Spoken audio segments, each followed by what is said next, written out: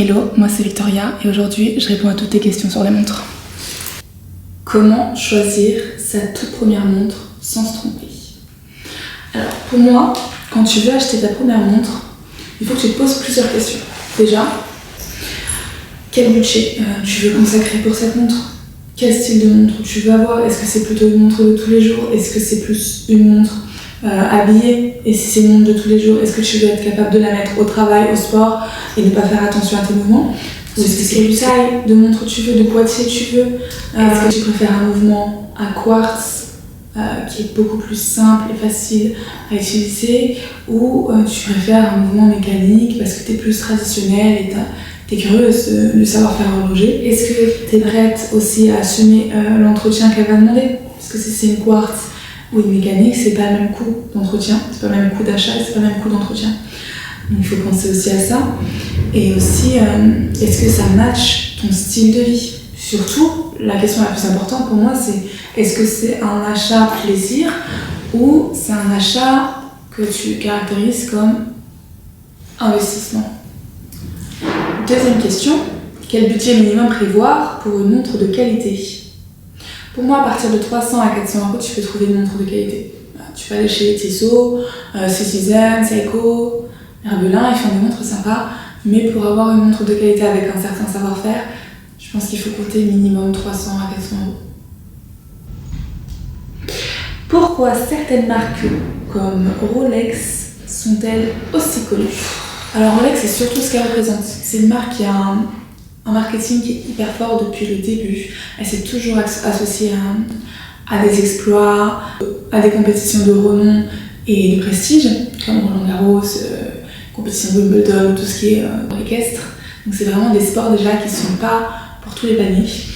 Et donc t'as ce côté-là qui est hyper prestigieux. T'as aussi le fait qu'on se le dise, une montre Rolex, c'est une montre qui est fiable et robuste. T'as pas vraiment de problème avec ta Rolex, tu n'en vois pas souvent en SAV, contrairement à d'autres maisons. Donc tu sais que tu peux compter sur cette montre-là. Et puis au-delà de ça, Rolex, c'est une montre, c'est une marque de montre qui est vraiment qualitative, mais c'est une marque de montre qui est devenue symbole. C'est des montres statutaires. Tout le monde veut sa Rolex parce que c'est un gage de réussite de vie. Donc tout le monde veut montrer, tout le monde veut appartenir à ce monde, à ce panier élitiste et prestigieux. Ensuite, quelle autre marque en ce moment? T'as Cartier. Cartier est grave revenu sur le devant de la scène, je pense que c'est depuis le retour du vintage et l'attrait du vintage, et depuis aussi le mouvement Quiet Luxury. Ils ont d'ailleurs mis en avant énormément la maison Cartier avec le modèle Panthère. Je pense que vous l'avez tous vu et toutes les femmes la veulent. Si vous la voulez pas, moi je la veux en tout cas. T'as aussi le monde de la musique urbaine avec tous les rappeurs qui ont fait des chansons, des sons sur la Santos, Cartier Santos. Donc ça revient beaucoup en tête. C'est comme Audemars Piguet, ça a toujours été le haut du panier, mais ça revient de plus en plus. Là c'est encore différent parce qu'avant c'était vraiment des montres plus masculines. On voyait beaucoup les Royal Oak ou les Offshore. Et puis depuis aussi la tendance Quiet Luxury, t'as des femmes qui ont mis en avant la Mini Frosted. Bon là j'abuse, elle s'est mise en avant toute seule, la Mini Frosted, parce qu'elle est très très belle et qu'elle a hyper bien fonctionné. Et t'as toutes les femmes qui la veulent. Et Audemars, ils l'ont bien compris. Ils ont fait des modèles beaucoup plus féminins et tu regarderas que leur positionnement, ça se voit qu'il a changé et qu'il est complètement centré sur la femme plus que l'homme maintenant. Tu vois beaucoup plus de déclinaisons en 37 mm ou en 34 et c'est cool, hein. C'est cool, mais du coup t'as toutes les marques qui sont mises en avant par rapport aux tendances du moment que tu vas trouver notamment sur les réseaux sociaux. Quelles sont les montres sous-estimées? C'est marrant parce que d'habitude on demande les marques sous-estimées et là il y en a un paquet, mais pour les montres sous-estimées, je parle féminine, on demande pas souvent, et moi j'en ai, puisque j'adore les montres esthétiquement belles et qui ont une histoire. Et chez la femme, t'as toujours les mêmes montres qui reviennent, une Datejust, une Serpentine Tubogaz, la Panthère, la Tank. Qu'est-ce qui revient encore? Tu m'as compris, c'est souvent les mêmes qui reviennent. Et en fait, il y a d'autres montres qui sont super belles.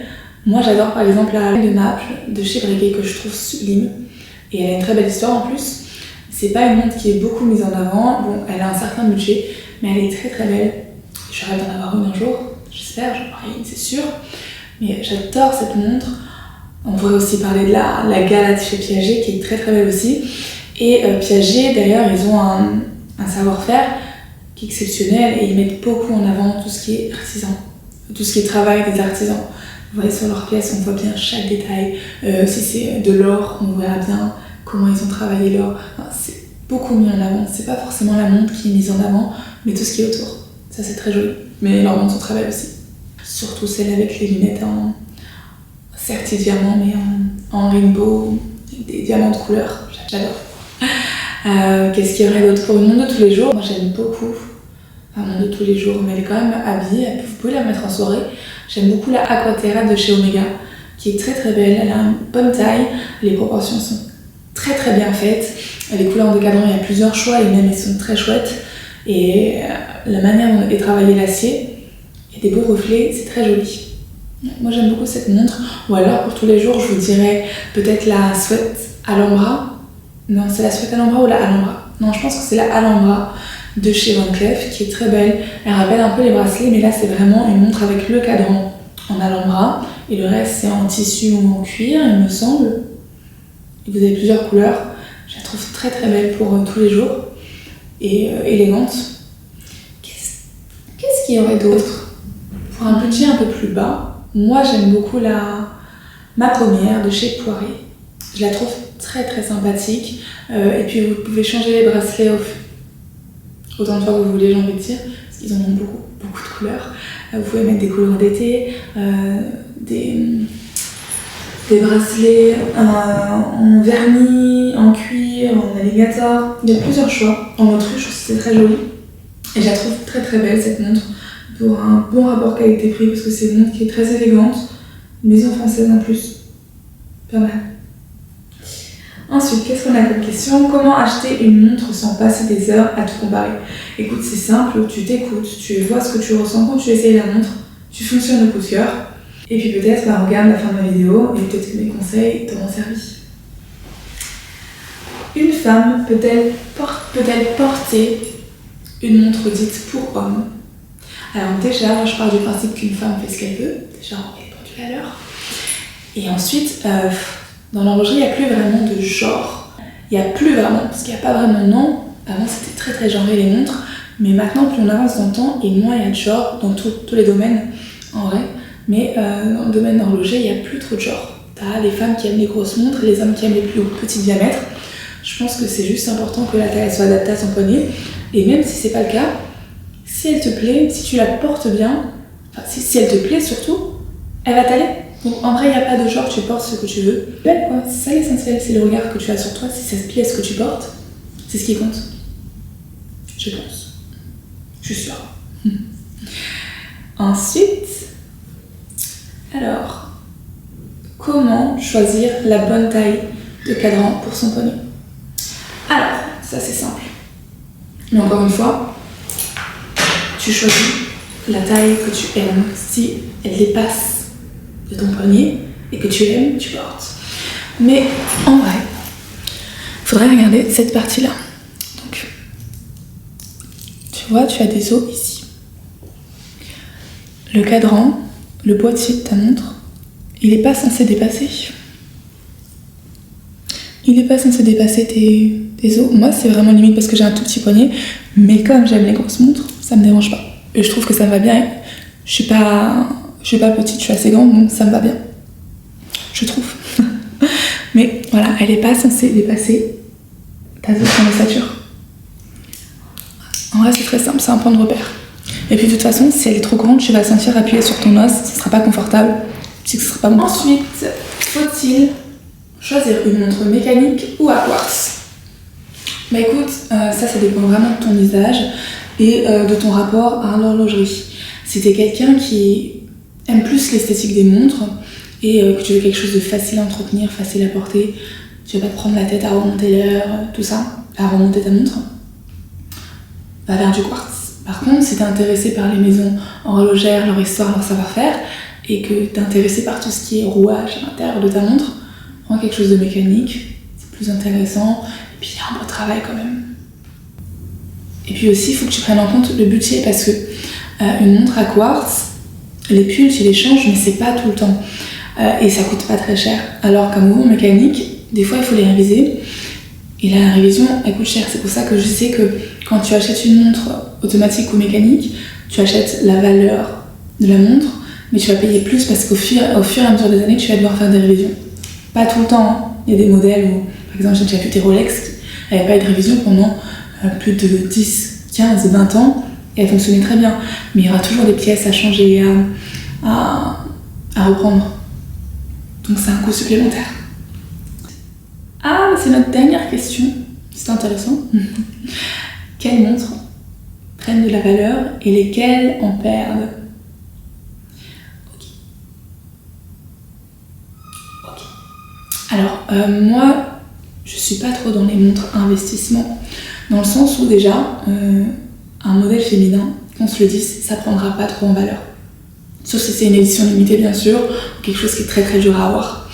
Mais en termes général, toutes les montres qui vont prendre la valeur, ça va être des montres en acier, 37 mm. Par exemple, chez Rolex, si tu as une montre en 37 mm, ce qui est le minimum en termes d'investissement, de faire une plus-value, parce que tu vas pas avoir de plus-value sur un modèle 34 mm ou de 28, mais sur du 36, 37, ça dépend du modèle. Là, tu peux faire une petite plus-value. Mais si c'est un modèle féminin qui a une lunette sertie ou des index avec des diamants, tu vas pas vraiment faire une plus-value. Par contre, si c'est des maisons populaires, tu vas récupérer ta mise, donc ce que tu as acheté, le prix d'achat que tu as eu au départ, mais pour faire plus, honnêtement, c'est compliqué pour des modèles féminins. Voilà. Moi, de toute façon, je conseille toujours d'acheter par plaisir parce que en plus, même si tu achètes ta montre pour faire de l'investissement, il faut la mettre dans un coffre. Si tu achètes un modèle en or, ça va se rayer, donc ça va perdre de la valeur. De l'acier, pareil. Donc l'investissement, c'est vraiment si c'est quelque chose que tu ne vas pas toucher, tu vas mettre dans un coffre à la banque, ou alors si c'est une pièce qui est vraiment ultra cotée, et même si elle est rayée, patinée ou quoi, patinée ça prend encore plus des fois, là tu vas avoir quelque chose, mais pour un modèle féminin qui est plus classique, là, je te conseille vraiment d'acheter par plaisir. Écoutez, j'espère que cette vidéo vous aura aidé, et je vous dis à bientôt pour une nouvelle vidéo.